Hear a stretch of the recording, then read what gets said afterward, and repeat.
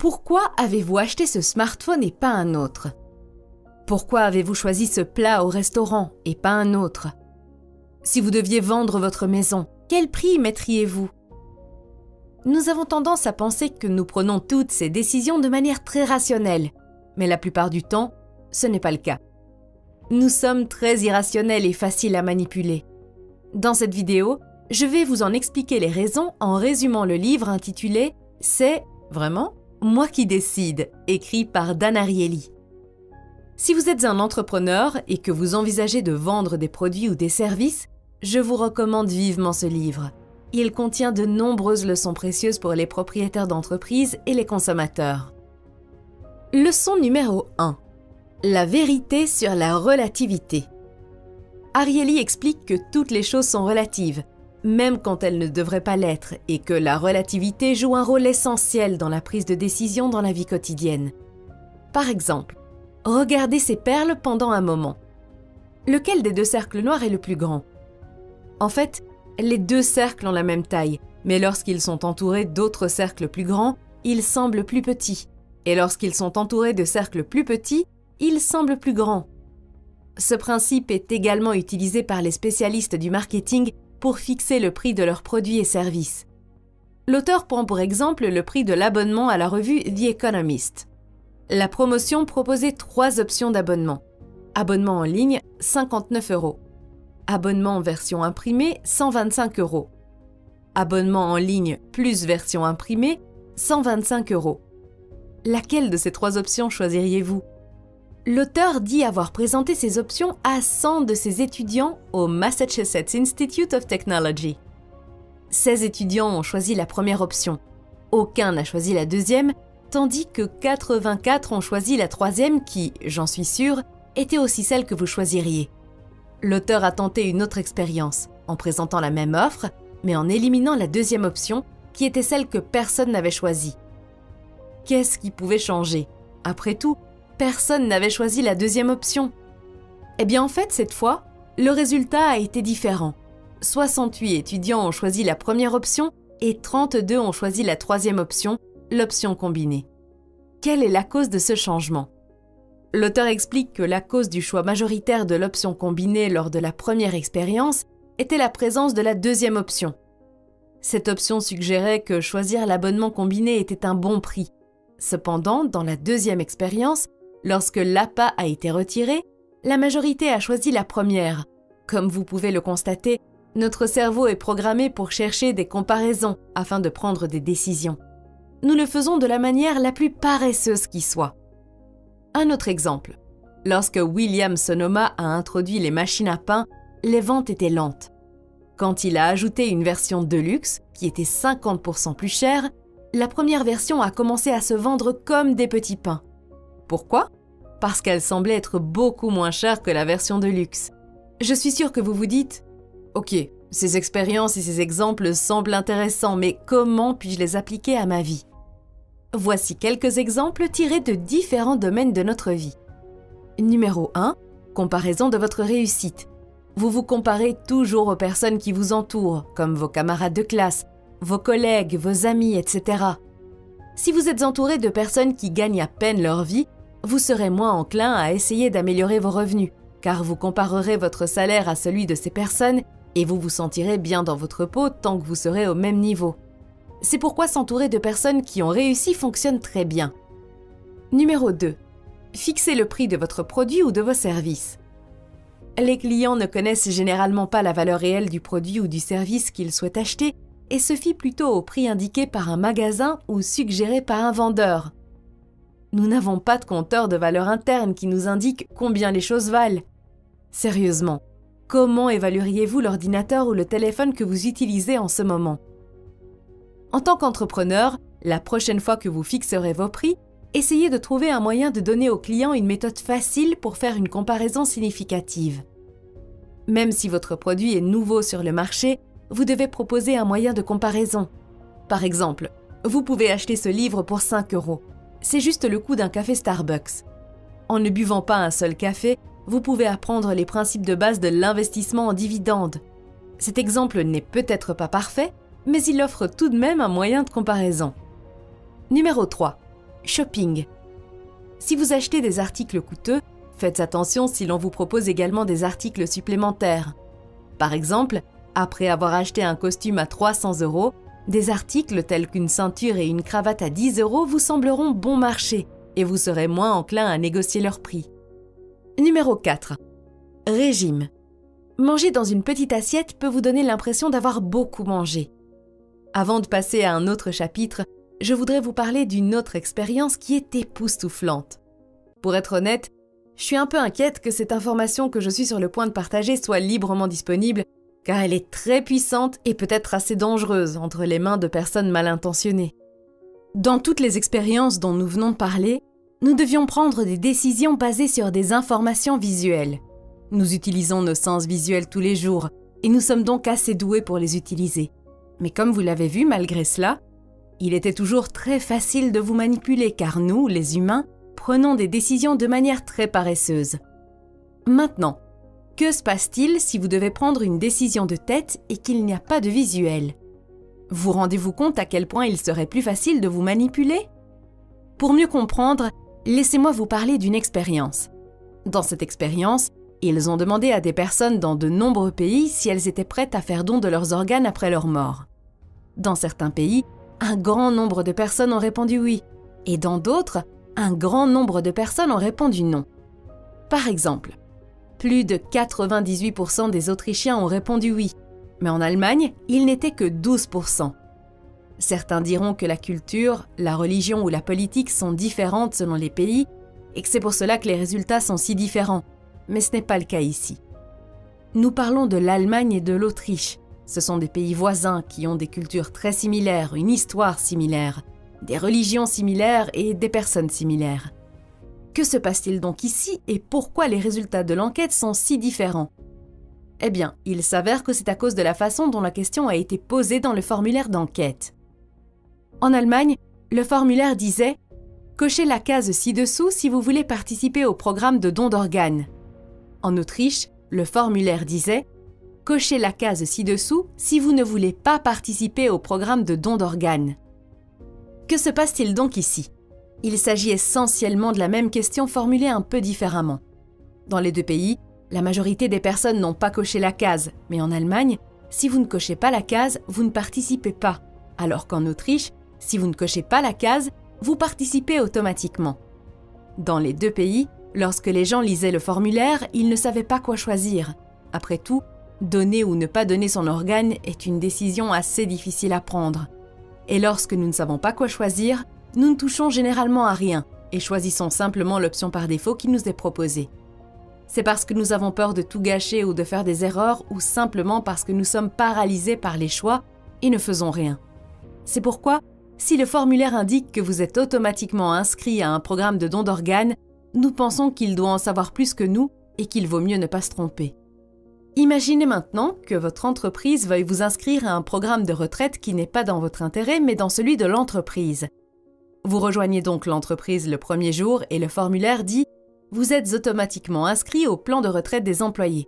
Si vous ne voulez pas y participer, cochez la case ci-dessous. » Vous êtes déjà nerveux puisque c'est le premier jour et vous ne comprenez probablement pas bien ce qu'est le plan de retraite des employés. Pour cette raison, il est très peu probable que vous cochiez la case et annuliez votre inscription.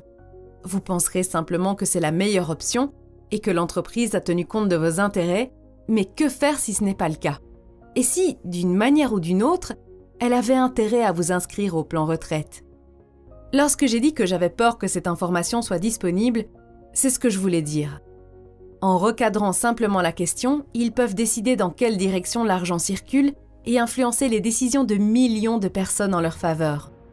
Mon espoir avec cette vidéo est de vous aider à prendre conscience de ces tactiques et de nos faiblesses. Leçon numéro 2. Le coût des normes sociales. Selon Dan Ariely, nous vivons dans deux mondes différents, l'un régi par des normes sociales et l'autre par des normes commerciales. Par exemple, comment réagiriez-vous si votre patron, au lieu de vous verser votre salaire, décidait de vous prendre dans ses bras et de vous féliciter simplement pour votre travail? Je suis sûre que vous ne seriez pas du tout content. Si votre belle-mère vous invite à un dîner familial, comment réagirait-elle si, une fois le repas terminé, vous lui proposiez de lui verser 100 € pour son délicieux repas? vous ne seriez probablement pas très bien accueilli dans cette maison. Les normes sociales dictent la manière dont nous traitons les demandes, les faveurs et les événements amicaux. Dans ces situations, rien n'est attendu en retour et l'altruisme s'éveille en nous. À l'inverse, les règles du marché posent un contexte dans lequel tout est froidement calculé et où chaque partie cherche son propre avantage. Les valeurs de chacun de ces mondes ne sont pas mauvaises en soi. Elles sont correctes tant qu'elles apparaissent dans le contexte approprié. Introduire les normes du marché dans vos relations sociales viole les normes sociales et détériore ces relations. Chaque monde est capable d'invoquer des comportements totalement différents chez le même individu. Dès que vous mettez de l'argent sur la table, les normes sociales disparaissent. Il est important de ne pas les mélanger. Par exemple, imaginez, je vous demande si vous pouvez m'aider à changer le pneu de ma voiture. Vous le feriez sans problème. Mais imaginez maintenant que je vous demande si vous pouvez le changer pour 1 euro. Vous le refuseriez probablement. Vous pourriez dire « Donne-moi 20 € et nous pourrons en parler ». 1 euro est plus que 0 €. Alors, comment se fait-il que vous soyez prêt à changer le pneu quand vous recevez 0 €, mais que vous ne le fassiez pas quand vous recevez 1 euro? Eh bien, parce que maintenant j'ai mélangé 2 normes, et comme je l'ai dit, elles ne fonctionnent pas bien ensemble. Personnellement, j'ai vu de nombreuses fois des gens faire l'erreur de mélanger ces 2 normes. Par exemple, j'ai vu un employé qui travaillait dur se sentir insulté par une augmentation de 39 €. Il m'a dit qu'il serait plus heureux si son manager lui disait simplement quelques mots gentils devant ses collègues plutôt que de lui donner une augmentation de 39 €. De nombreux managers font cette erreur. Au lieu de montrer une véritable appréciation, ils se contentent de donner l'équivalent d'1 euro, comme dans l'exemple du pneu. Ils pensent que 1 euro est plus que 0 € et qu'ils ont donc fait le bon choix. Donc, en tant qu'entrepreneur ou manager, si vous décidez d'appliquer des normes économiques, assurez-vous que cette personne est payée correctement. Si vous ne pouvez pas payer correctement, voyez si vous pouvez appliquer des normes sociales jusqu'à ce que vous ayez suffisamment de fonds. Leçon numéro 3. L'erreur de l'offre et de la demande. Pourquoi certains produits coûtent-ils plus cher que d'autres? Pourquoi le café chez Starbucks est-il plusieurs fois plus cher que dans n'importe quel autre café populaire? Beaucoup d'entre vous attribuent probablement ce prix élevé au coût de production, comme l'utilisation d'ingrédients de qualité ou la règle classique de l'offre et de la demande. Bien que ces facteurs influencent les prix, l'auteur explique que le prix final que vous êtes capable de payer à un moment donné est quelque chose de beaucoup plus complexe, voire irrationnel. Pour l'expliquer, l'auteur parle de ce que l'on appelle la cohérence arbitraire. Il s'agit du fait que la première décision que nous prenons, bien qu'arbitraire, servira de base aux futures décisions connexes. Par exemple, si vous payez habituellement 1 euro ou même moins pour un café tous les jours, il vous sera très difficile de commencer à payer 5 € à un autre café pour le même café. Car un café à 1 euro est le prix que vous avez comme point d'ancrage pour vos décisions futures. Par exemple, si vous voulez acheter une voiture, le premier prix que vous regardez servira de point d'ancrage ou de référence pour juger du coût d'autres véhicules. C'est pourquoi les concessionnaires automobiles placent leurs voitures chères à l'entrée ou à l'avant de la vitrine, de sorte qu'après être passées devant elles, les autres voitures semblent moins chères. Mais revenons au cas du café. Comment est-il possible qu'avec tant d'options moins chères et même meilleures, Starbucks ait encore réussi à faire payer 5 € pour un café? Ariely explique qu'il est possible de manipuler le prix d'ancrage ou de référence des gens en modifiant les expériences. C'est ce qu'a fait Starbucks. Dès le début, l'entreprise s'est attachée à créer un concept de cafétéria de style européen, à l'aspect raffiné, ainsi qu'une expérience totalement différente des autres cafés populaires. Ils ont ainsi réussi à établir une nouvelle référence dans l'esprit des acheteurs. Ainsi, pour beaucoup de gens, il est possible de faire le rapprochement entre ce qu'ils paient chez Starbucks à ce qu'ils paieraient dans le café du coin. Voyons maintenant comment vous pouvez utiliser ces connaissances dans la vie réelle. Par exemple, imaginez que vous rejoignez une nouvelle entreprise et que vous découvrez que la personne qui faisait votre travail auparavant était l'une des meilleures de l'entreprise. Réalisez-vous à quel point votre travail va être difficile? Cette personne a placé la barre trop haut et vos performances seront comparées aux siennes. Même si c'est injuste, vous serez quand même comparé, et si vous pensez qu'il n'y a aucune chance que vous puissiez battre ses performances, une façon d'éviter la comparaison est de faire les choses différemment de lui. En d'autres termes, essayez de suivre une autre voie pour que la comparaison avec lui n'ait pas beaucoup de sens. Leçon numéro 4. Le contexte de notre caractère. Bien sûr que la plupart d'entre nous pensent que l'honnêteté est importante. La réalité est que la malhonnêteté est plus courante et plus répandue que nous sommes prêts à l'accepter. Ariely a fait de nombreuses expériences sur la tricherie et il a découvert que presque tout le monde triche. Il a réalisé la même expérience dans de nombreux pays et le résultat est le même. Les gens trichent, quelle que soit leur culture, leur religion et leur situation géographique. Et ce ne sont pas seulement quelques personnes qui trichent beaucoup, mais beaucoup de personnes qui trichent un peu. Un autre résultat intéressant est que, lorsque la récompense pour la tricherie augmente, la tricherie elle-même n'augmente pas. D'un point de vue économique, on pourrait s'attendre à ce que plus la récompense est élevée, plus la tricherie devrait être importante, mais ce n'est jamais le cas. Ariely explique que la raison pour laquelle les gens trichent un peu et pas au-delà d'un certain point est qu'ils veulent se voir comme une personne honnête quand ils se regardent dans le miroir. Mais en même temps, ils veulent profiter de la tricherie, donc ils trichent un peu. La tricherie et la malhonnêteté sont des problèmes assez importants pour de nombreuses entreprises et gouvernements et pour la société en général. Par exemple, on rapporte que l'industrie du vêtement perd des milliards de dollars chaque année à cause de la malhonnêteté. Les gens achètent des vêtements coûteux, les portent une fois à une fête et demandent ensuite à être remboursés. Dans la plupart des cas, l'entreprise ne peut pas le revendre à cause de l'odeur de sueur et de cigarettes. Je vais vous faire part de 3 enseignements importants tirés des expériences de malhonnêteté et de tricherie qui pourraient vous être utiles dans votre vie ou dans vos affaires. Point à retenir numéro 1. Les gens trichent davantage lorsque l'argent n'est pas en jeu. Par exemple, vous êtes plus susceptible d'apporter un stylo du travail à la maison, mais vous êtes moins susceptible de prendre 10 centimes du travail. Les deux ont presque la même valeur, mais le stylo est différent. Vous pouvez justifier un stylo et continuer à vous considérer comme une personne honnête. Vous pouvez dire des choses comme « je l'utiliserai à la maison pour mon travail » ou « tout le monde emporte un stylo à la maison, donc ça va », etc. Comme nous évoluons vers une société sans argent liquide, il sera de plus en plus facile de tricher. Point à retenir numéro 2. Lorsqu'on demande aux gens de prêter serment ou de signer un document attestant qu'ils agiront honnêtement, ils agissent effectivement honnêtement et la tricherie diminue. Avant l'expérience, Ariely a demandé aux étudiants de signer le code d'honneur de leur université et en conséquence, personne n'a triché. Et voici la partie intéressante. L'université n'avait pas de document appelé code d'honneur. Ariely l'a simplement inventé. Voici donc comment vous pouvez appliquer ces connaissances si vous voulez réduire la tricherie. Trouvez un moyen de rappeler aux gens l'honnêteté avant qu'ils ne commencent à faire ce que vous voulez qu'ils fassent. Peut-être pouvez-vous simplement ajouter quelques lignes au début du contrat ou du formulaire que vous leur demandez de signer, ou vous pouvez simplement mentionner quelques mots sur l'honnêteté si vous les rencontrez en face à face. En fonction de la situation, je pense que vous pouvez trouver des moyens créatifs d'appliquer ces connaissances. Point à retenir. Ariely a découvert que lorsqu'une personne du groupe triche, les autres trichent aussi. Cela a d'énormes implications pour la société. Imaginez ce qui va se passer si le chef d'une équipe est malhonnête. Imaginez ce qui va se passer si le PDG triche.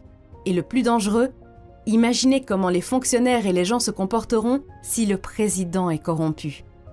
Leçon numéro 5. Le coût zéro. Dans le monde complexe des prix, le coût zéro est roi. Un roi séducteur capable d'exercer une influence émotionnelle sur presque tous ceux qui le voient. La différence entre 2 centimes et 1 centime est de 1 centime. Mais la différence entre 1 centime et 0 est énorme. Le prix 0 a une catégorie spéciale dans notre esprit. Pour le prouver, l'auteur a fait quelques expériences avec du chocolat. Dans cette expérience, les sujets avaient la possibilité de choisir entre une truffe exquise de Lindt, une marque prestigieuse de chocolat, et du chocolat ordinaire. Dans le premier cas, le prix de la truffe Lindt était de 15 centimes et celui du chocolat ordinaire de 1 centime. Dans ce cas, les clients ont agi avec une bonne dose de rationalité en mettant en relation la qualité et le prix des 2 options. En conséquence, 73% d'entre eux ont acheté une truffe de haute qualité, tandis que 27% ont acheté du chocolat ordinaire. Dans le second cas, 1 centime a été déduit du prix du chocolat ordinaire. Par conséquent, les chocolats étaient gratuits et les truffes coûtaient 14 centimes. Le résultat a été le suivant. 69% des clients ont obtenu des chocolats gratuits, tandis que les ventes de truffes ont chuté à 31%. L'auteur explique que la plupart des transactions présentent des avantages et des inconvénients. Les désavantages représentent des obstacles dans le processus de décision lors d'une transaction, car nous avons peur de perdre. Mais si le mot « gratuit » apparaît, ces obstacles disparaissent car il n'y a plus de désavantages. Lorsque nous voyons « gratuit », les inconvénients disparaissent et tout devient bénéfique. Voici comment vous pouvez utiliser cette connaissance dans la vie réelle. Disons que vous voulez vendre votre produit pour 10 €. Vous avez 3 options pour le commercialiser. Vous pouvez fixer le prix à 10 € et rendre l'expédition gratuite. Vous pouvez mettre le produit à 5 € et la livraison à 5 €. Vous pouvez rendre le produit gratuit et l'expédition coûterait 10 €. Dans les 3 options, les clients paient 10 €, mais il s'avère que si vous choisissez la 3e option, produit gratuit, frais de port de 10 €, vous ferez beaucoup plus de ventes, car le produit gratuit semble plus attrayant. Un autre exemple. Disons que vous allez acheter une voiture Toyota qui est la voiture idéale pour vous. Mais lorsque vous arrivez chez le concessionnaire, vous voyez qu'ils vendent des BMW presque au même prix. Plus, le changement de l'huile est gratuit pendant 3 ans. Vous pourriez être tenté d'acheter une BMW en raison de la gratuité de la vidange d'huile. Mais si vous regardez les choses logiquement, vous verrez que la vidange d'huile n'est pas une chose coûteuse à faire, mais que l'entretien de la BMW l'est. Vous pourriez penser que vous gagnez quelque chose grâce à la vidange gratuite, mais souvent, les offres gratuites impliquent de dépenser beaucoup plus d'argent à long terme. Une dernière remarque sur la gratuité. Une fois que vous avez donné quelque chose gratuitement, il est très difficile de revenir en arrière et de commencer à le vendre. En tant qu'entrepreneur, si vous avez donné quelque chose gratuitement et que vous décidez maintenant de le vendre, vous aurez beaucoup de mal. Réfléchissez donc bien avant de promouvoir quelque chose comme étant gratuit. Leçon 6. Gardez les portes ouvertes. Vous connaissez probablement l'expression « brûler ses vaisseaux ». Cela signifie poursuivre un seul objectif et dire non à tout le reste. Ariely dit que nous, les humains, détestons brûler les vaisseaux. Nous détestons limiter les alternatives. Nous ne voulons pas choisir une chose et en sacrifier d'autres. La simple idée de devoir renoncer à quelque chose nous frustre. Nous préférons toujours garder plusieurs options présentes à tout moment. Même si elles nous détournent de l'objectif principal, nous préférons les conserver tant qu'elles apportent un avantage quelconque. Ariely a réalisé une expérience pour le prouver. Il a demandé à des étudiants de jouer à un jeu informatique appelé le jeu des portes. 3 portes apparaissent dans le jeu, rouge, bleue et verte.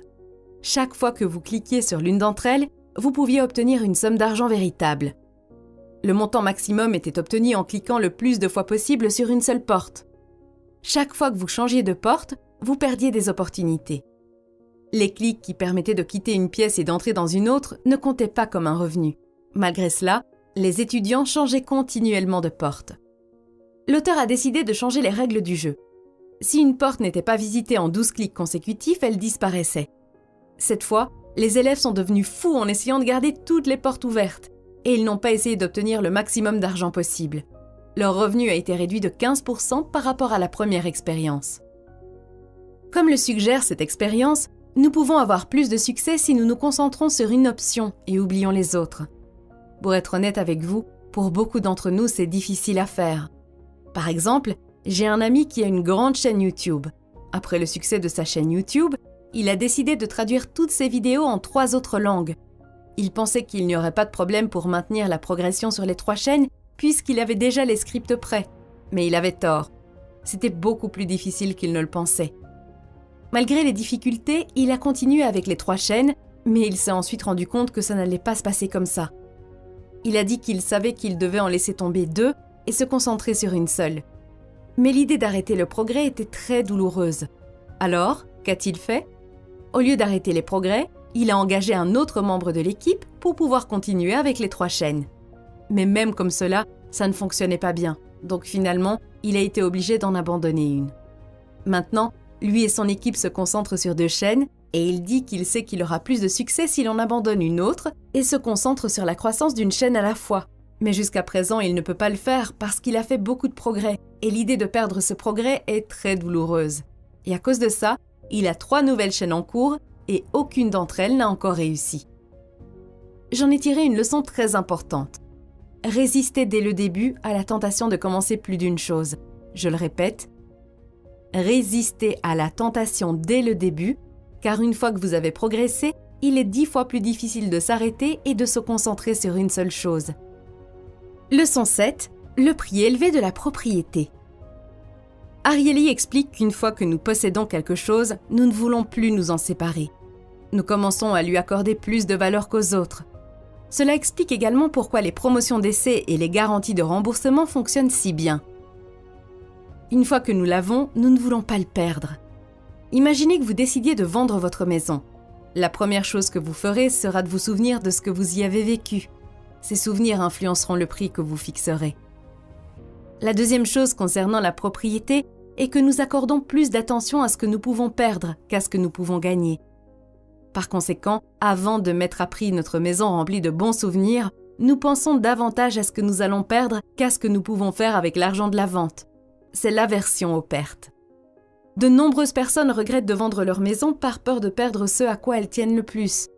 Voyons comment vous pouvez utiliser ces connaissances dans la vie réelle. Par exemple, j'ai vu des gens qui visitent l'appartement qu'ils veulent acheter. Dès qu'ils entrent dans l'appartement, ils commencent à dire des choses comme « cette chose est vieille »,« ce meuble de cuisine est cassé »,« cette couleur de mur doit être changée », etc. En fait, ils soulignent tous les petits défauts de l'appartement. La raison pour laquelle ils font cela est qu'ils préparent le propriétaire au prix bas qu'ils vont proposer à la fin de la visite. Dans leur esprit, ils gagnent, mais en réalité, ils ont déjà perdu, car les choses qu'ils ont qualifiées de vieilles et de cassées ont beaucoup de valeur pour le vendeur. Chacun d'entre eux a un bon souvenir. Pour vous, il peut s'agir d'une vieille étagère qui doit être jetée, mais pour le vendeur, il s'agit d'une étagère qu'il les a construite avec son père qui est décédé il y a quelques mois. Donc, au lieu de souligner les mauvais côtés, si vous soulignez les bons côtés et faites quelques compliments sur l'appartement, le vendeur sera beaucoup plus disposé à vous le vendre et même à réduire le prix, parce que vous avez respecté et apprécié les choses qu'il est sur le point de perdre. Leçon numéro 8. Le problème de la procrastination et de la maîtrise de soi. L'un des plus grands obstacles que rencontrent les gens pour atteindre leurs objectifs est la procrastination et la paresse. Pour vérifier l'existence de cette faiblesse humaine et ses solutions possibles, l'auteur a réalisé une expérience avec ses élèves avec les devoirs. Le premier groupe a eu la possibilité de choisir des dates limites pour rendre le devoir au cours du semestre, en tenant compte du fait que chaque jour de retard faisait baisser la note et que la possibilité de le rendre plus tôt ne présentait aucun avantage. Le deuxième groupe a été autorisé à rendre ses devoirs jusqu'au dernier jour du semestre. Le troisième groupe s'est vu imposer des délais stricts par les enseignants. Enfin, les résultats des 3 classes ont été comparés, montrant que l'option la plus efficace était la troisième et la plus mauvaise la deuxième. Cela montre que la restriction de la liberté et la fixation des délais stricts améliorent la paresse et la procrastination. Si vous remettez à plus tard l'accomplissement de certaines tâches ou la réalisation de certains objectifs, voyez comment vous pouvez vous fixer des délais ou des limites strictes. Par exemple, je suis une femme paresseuse et je procrastine beaucoup. J'avais l'habitude de planifier ma journée, mais à la fin de celle-ci, lorsque je regardais en arrière, je me rendais compte que je n'avais pas fait grand-chose. C'est pourquoi j'ai commencé à utiliser la technique Pomodoro. Au cas où vous ne le sauriez pas, Pomodoro est une technique de gestion du temps. Cette méthode consiste à travailler sur une tâche pendant 25 minutes, à faire une pause de 5 minutes et à retravailler pendant 25 minutes. Après avoir effectué 4 mini-sessions, vous faites une pause plus longue de 20 à 30 minutes, puis vous recommencez. La raison pour laquelle cette technique est si efficace est qu'elle fournit de petits délais et vous oblige à terminer la tâche avant la fin de ce délai. Leçon numéro 9. Le pouvoir du prix. Je suis sûre que vous connaissez l'effet placebo, couramment utilisé en médecine. Vous donnez une capsule vide à un patient en lui disant qu'elle devrait réduire sa douleur et le patient signale effectivement une amélioration de son état. Ariely a réalisé une expérience similaire, mais avec des prix. Des étudiants ont été amenés dans une pièce où ils étaient reliés à une machine qui envoyait de minuscules chocs dans leur corps pendant qu'ils estimaient le niveau de leur douleur. Après un certain temps, les étudiants ont reçu un antidouleur coûtant 2,50 €. Puis, le processus a été répété. Presque tous les étudiants ont déclaré avoir moins mal, ce qui est intéressant car l'antidouleur n'était qu'un comprimé de vitamine C. Ariely a ensuite répété l'expérience avec un changement. Il a dit aux étudiants que le comprimé coûtait maintenant 10 centimes. Cette fois, les étudiants ont signalé un moindre soulagement de la douleur. Même s'il s'agissait de la même pilule, les étudiants ont signalé un plus grand soulagement de la douleur lorsque le prix était plus élevé, et vice-versa. Un célèbre dicton dit que l'on obtient ce pour quoi on paie. Ce dicton est vrai, car nous nous attendons à avoir plus de valeur d'un produit cher et moins de valeur d'un produit bon marché. Cette attente est un facteur très important. Si vous mangez un repas dans une assiette de luxe, vous aurez l'impression qu'il est plus délicieux que celui que vous mangez dans une assiette normale, même s'il s'agit du même repas. Ainsi, lorsque vous faites vos courses, soyez toujours conscient de l'effet des prix sur vous. Que vous en soyez conscient ou non, cela aura un impact sur votre décision. Si vous avez aimé cette vidéo et que vous souhaitez en savoir plus, je vous recommande de regarder la vidéo que vous voyez à l'écran en ce moment. Je vous remercie de votre attention et je vous retrouve très bientôt pour une toute nouvelle vidéo.